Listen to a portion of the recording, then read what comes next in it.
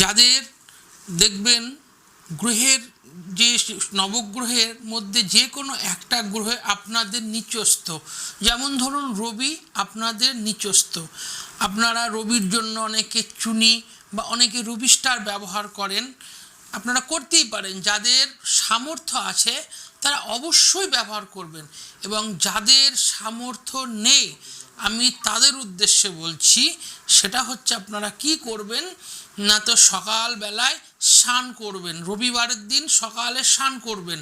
স্নান করার পর একটি তামার পাত্রে বা কুশির মধ্যে একটু লাল চন্দন, একটু দূর্বা, একটু কালো তিল এবং একটা জবা ফুল নেবেন। নিয়ে আর একটা যে তামার এরকম ছোট পাত্র রাখবেন, সেই পাত্রটি তুলসী তলায় রাখবেন।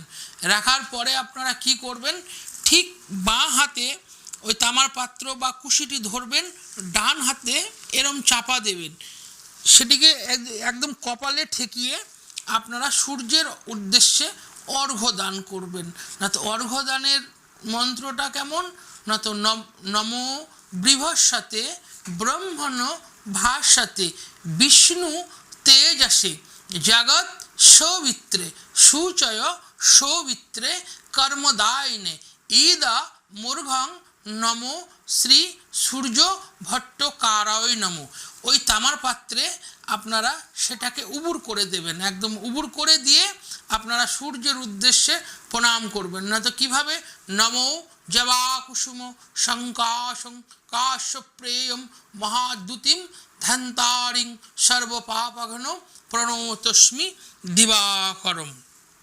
এইটা আপনারা প্রত্যেক রবিবারে করবেন। যাদের রবি খুব নিচস্থ, আপনাদের কোনো যাদের সাধ্য আছে তারা অবশ্যই পাথর ব্যবহার করবেন, স্টোন ব্যবহার করবেন। যারা পারবেন না তাদেরই উদ্দেশ্যে আমি এই বিশেষ এই টোটকাটি বা ক্রিয়াটি বললাম। এটাই আপনারা 100% রেজাল্ট পাবেন।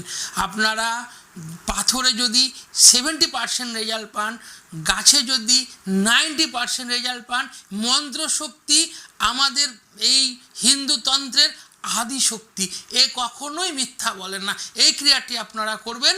যাবে রবি নিচস্থ হলে কি হয়, আর্থিক অভাব, নাম যশ, কাজের ক্ষেত্রে বাধা, এইগুলো হয়।